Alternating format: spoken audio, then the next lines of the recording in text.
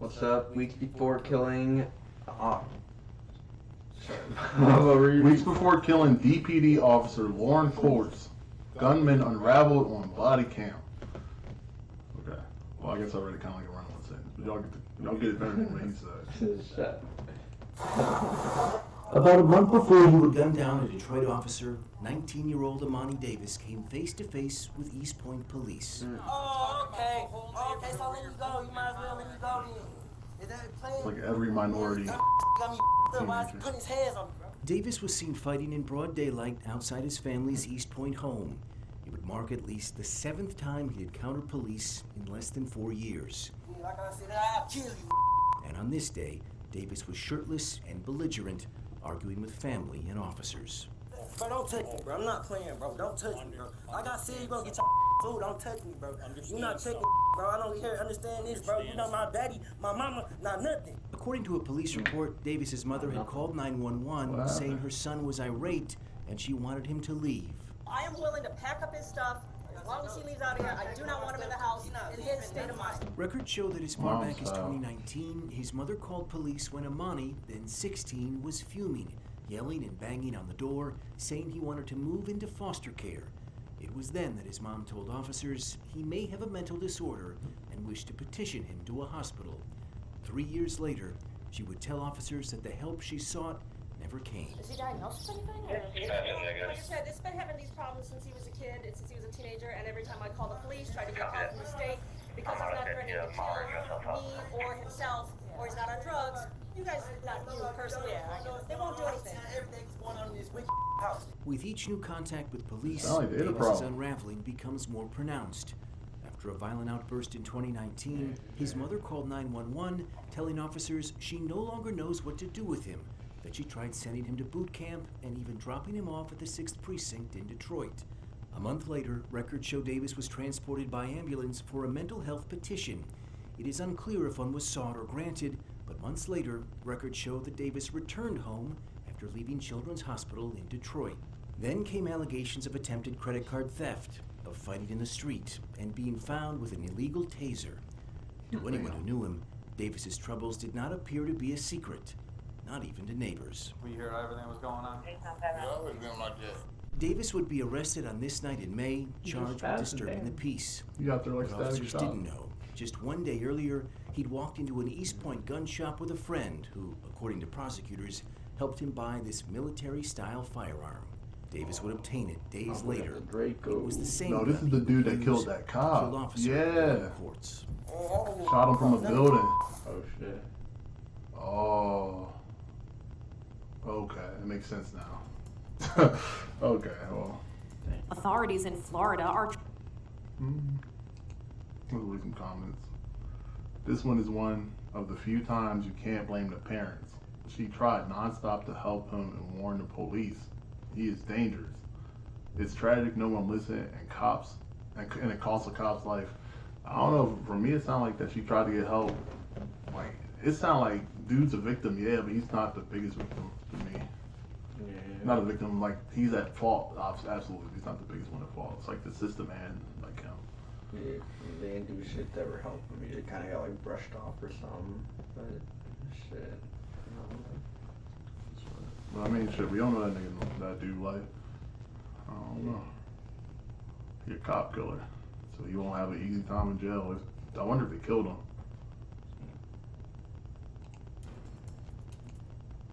Victims threatened with a machete and shot in the face. Jesus. Sounds like some karma shit. But we'll see. Victim? Victim threatened with machete and shot in face. Ah shit, never mind. I thought I meant the... What do you do? Authorities in Florida are trying to identify a man who they say threatened another man with a machete before shooting him in the face. The Broward County Sheriff's Office released this video from a parking lot in Oakland Park. They say the suspect is seen exchanging words with the victim, who is on a bicycle. The suspect pulls a machete out of his pants and taps it on the ground while the victim and 2 other witnesses look on. Oh, God. Later, the suspect walks closer to the victim, What they who did. appears to be trying to show the suspect something inside his sweatshirt. The suspect seems to drive away, but instead he parks in front of a semi-truck. walks across the parking lot, gets close to the victim, and shoots him in the face. Investigators say the victim was taken to the hospital and is still alive, but now they want to identify this suspect. Anyone with information can call the Broward Sheriff's Office at 954-493-TIPS or If 8477. that's karma, bro. Dude on the bike must be a straight Inside slam Edition. piece of crap. No, I misunderstood with the title men. Why would that guy have a giant machete concealed in his pants when he had a gun? Facts. That seems very inconvenient walking around with a machete in your pants. He was definitely outside just to kill. Facts. That dude had a motive. Cause yeah, why would you just walk around just like that? It didn't sound like they knew each other or anything. He was on some fucking different type of Want time. to murder somebody, want to smoke somebody. Some people really just be out here. That's why you just don't hang around for that shit, bro. You saw how everyone else left out there. Shit, you know what it was. Big facts. It'd be crazy. He looks like a kid. Imagine if he's driving. He did look like a kid. I know. But some people would be small. He's probably Spanish. Yeah, but he had like one of those baby faces still. Like, I don't know. Like I said, bro, some Spanish people be 30, look like straight children. Yeah, facts. I don't know. That's sad, though. I hope they find justice for that man. Yeah, I mean, I'm glad he at least didn't pass away, but Yeah, he's alive, thank God. But although, to be fair, the way the dude shot was like, yeah, it was like he was just out there just like, fucking around. Yeah, like flexing, like, yeah, I can shoot at you. Pew. Can't really try and kill. I wonder if they're gonna find her, or is it gonna be one of those things? I mean, on video, but shit. If you shop on Surveillance shows Amazon, wild moments you before should Seattle use and this campus tool. stabbings. It's a browser Firing of extension that AK-47 style automatically rifle. compares Amazon Sorry to for other Grimm's sellers back-to-back, to but- see if there's a better. Yeah. Scenes of violence on the streets of the Emerald City. The Not for Spotlight kids. has obtained That's video of a something to get wild back. stabbing that led to an AK-47 style Not rifle for kids. being fired in a Seattle homeless camp. Take a look as a van pulls up to drop off food for the people who are living in tents on 13th Street, just north of Dearborn, between the Goodwill and Public Storage Building. The guy bending Not over to for pick up kids. food Explicit. is David Charles Burchak. His wife has been having issues with a woman named Arias Beckett Sumpe, better known on the streets as Lady Gangster. Apparently, Burchak told Lady Gangster she needed to move her tent. Instead, she sneaks up behind him and shanks him repeatedly with a knife, lacerating his liver, intestines, spleen, and severing a tendon in his arm. Lady Gangster then casually heads up the stairs that leads towards 12th Avenue and the Navigation Center. Meanwhile, Burchak runs to his tent and grabs his rifle, As he was managing to supposed to. squeeze off a round before succumbing to his wounds. At that point, his friend, who is yet to be identified, takes the AK-47 style rifle and peels off a series of shots at Lady Gangster as she scampers up the hill. This is all happening at 10 a.m. on a Monday. Adam, who told us about the ordeal, was asleep in the red tent you see there at the bottom left of your screen. Sir, this morning I woke up and literally 2 feet from my head, somebody got stabbed and someone took an AK-47 to the air 4 times. I mean, I'm terrified. He eventually pops out to get some food. Meanwhile, Burchak's friend stashes the rifle back in Burchak's tent, where his wife tries to play keep away from the police, forcing them to get a warrant to access the tent, even though they can see the rifle clear as day through the mesh of the tent. Cops get a judge to issue a warrant for both Burchak and Lady Gangster's tents. Burchak's wife then bites one officer and scratches another, drawing blood. Police Jesus. eventually seize the AK-47 style rifle and 2 bolt-action guns. Lady Gangster, who stands out because of that huge neck tattoo, is still on the lam. This isn't her first run-in with the law. She was already on a felony no bail warrant for escaping community custody after being convicted of another stabbing in 2019. Now, she's got a $500,000 warrant for her arrest for this assault case that she's charged in. It's just another day on the mean streets of Seattle with Jesus shootings, fuck. stabbings, and bitings. Stay And they safe. succumbed to his wounds. Damn. Family We're gonna have members to of blur this that man, out. Charlie Coleman, can now Another one. decide Arrest and to leave now coach's that his murder accused killer during botched carjacking at Quick Trip. I mean, bro. Damn. Oh, yeah. Another day. Was Quick Trip the one that reaction channel, or not reaction Yeah, channel? I think one of them is like the spinoff is Quick Trip. Yeah. They're in like cities. Wow. Like, Okay. Like knockoff 7-Eleven kind of, or Okay. knockoff Circle K for real. Damn.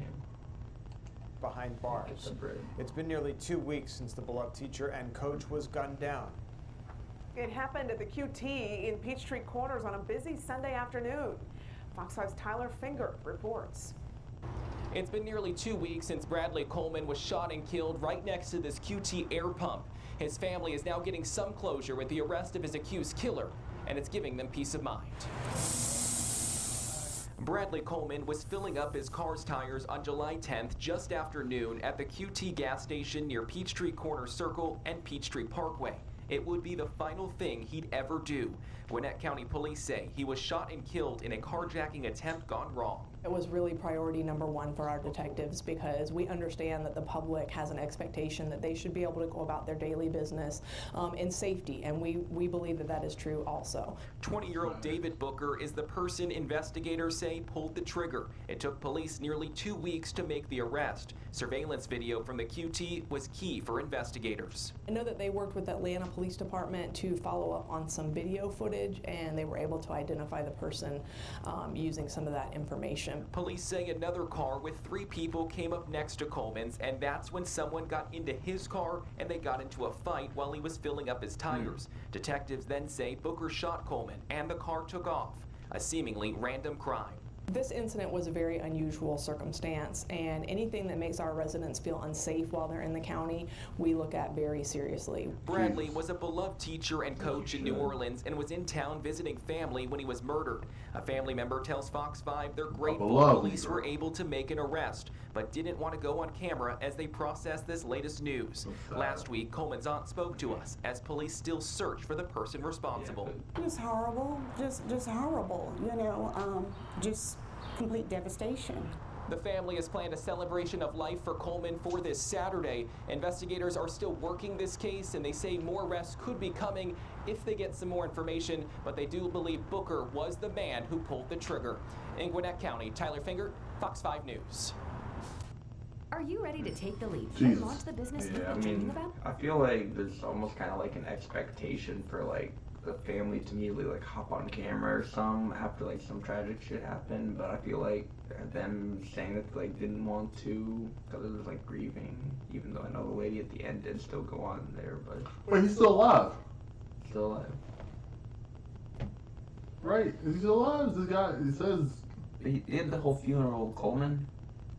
This is the other video. Oh. Family members of this Oh, I was about to say, like, Bradley what? Coleman. He sworn he said he was dead. God rest him. I'm sorry. Yeah, despicable act of senseless violence against another human being. I'm glad the purpose behind bars. Me too. I thought they said he was still on the loose. They just knew who it was. 3 people in that car, so 2 still at large. Sounds like sad to take out a person who was doing what was expected and changing out this folks' feature. Yeah, man. But yeah, I don't know. Maybe this is like later news, or I don't know. I missed something probably. So sad, y'all. I feel horrible for the daughter. Especially being so young. The students were just like, you look, you're a good dude. Yeah, students too. But Black dude. Veteran black kids, bro. That's why I like Young Thug, all them people. I'm like, it sound good, but when you actually doing that to people, it's bro, the terrifying you can't be Black Lives Matter and support stuff like that, I think. But damn, SUV pins firefighter's leg after car crash. Sheesh. Let's see. Moment an SUV rolls over one of New York's bravest. Wow. It happened in busy Midtown Manhattan after a black BMW SUV crashed into a white sedan. A firefighter was trying to stabilize the BMW when a witness says the driver, who was trapped inside, accidentally hit the gas, causing the vehicle to come crashing down, crushing the firefighter's leg. Fellow firefighters and some good Samaritans rushed in to save him. So who was that brave firefighter pinned underneath? His name is Ryan Warnock, and what a hero he is. Just 1 week ago, he dove into the Hudson River to save those tourists after their boat capsized. You just have a job to do, and you do it, and we train for this, and last week. That's why we're here. Miraculously, in this feat of heroism, Warnock only suffered a broken femur. This witness summed things up perfectly. He's a true hero. That's a real New York hero right there. That'd be the way we wrap it. I don't know what that is, but like just want to be on TV. That's a real hero. It's crazy.